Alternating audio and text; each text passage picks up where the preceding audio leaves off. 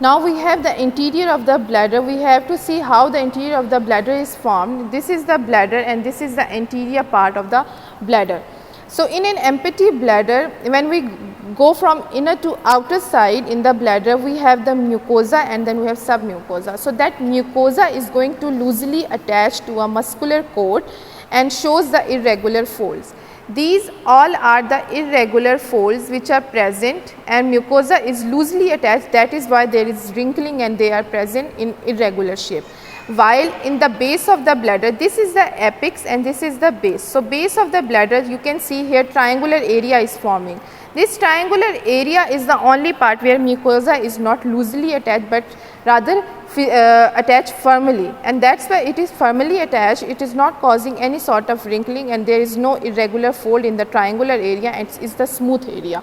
So except in this triangular area in the base of the bladder, all mucosa is loosely attached and presenting the irregular folds, but in this triangular area it is going to be smooth.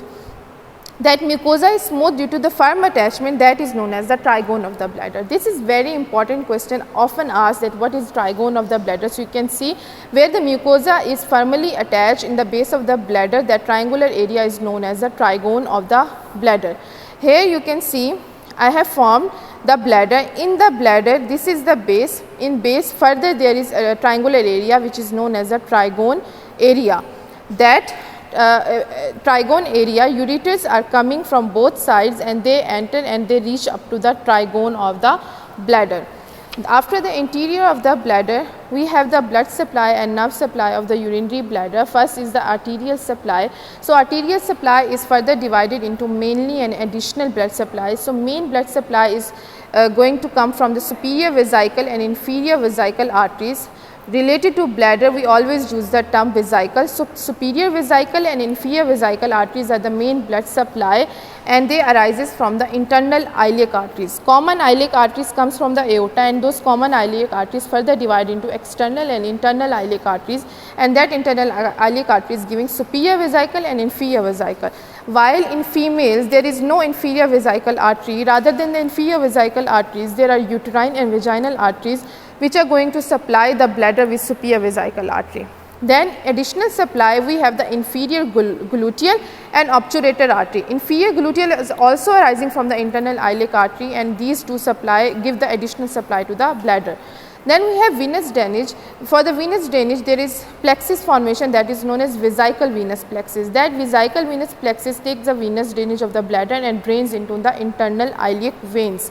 Then we have the nerve supply. It is again supplied like the venous drainage is from the vesicle venous plexus. Nerve supply is by the vesicle plexus of the nerves.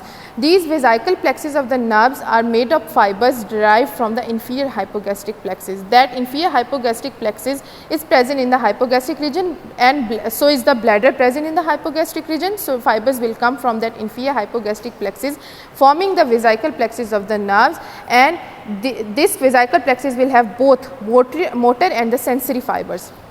So first we have the efferent fibers. Efferent fibers coming from the parasympathetic. Parasympathetic is the one when we are in the relaxed state, but the sympathetic is one when we are in the emergency state. So in the relaxed state, person is able to do the maturation reflex and to urinate. So parasympathetic efferent fibers will come, and that will be motor to the detrusor muscle.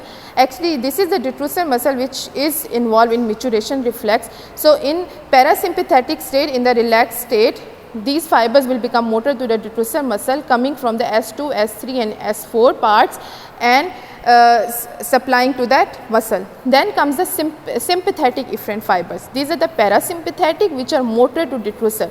Sympathetic is the emergency state when the person is not able to urinate. So sympathetic efferent fibers will be inhibitory to the detrusor muscle automatically and not allowing to the maturation reflex, while this sympathetic fibers will become motor to the pre-prostatic sphincter mechanism, and these are coming from T11 to L2 fibers. Then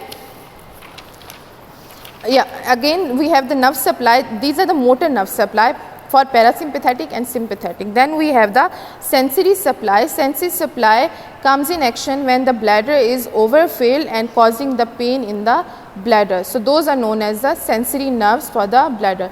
Thank you so much. That's it for the urinary bladder.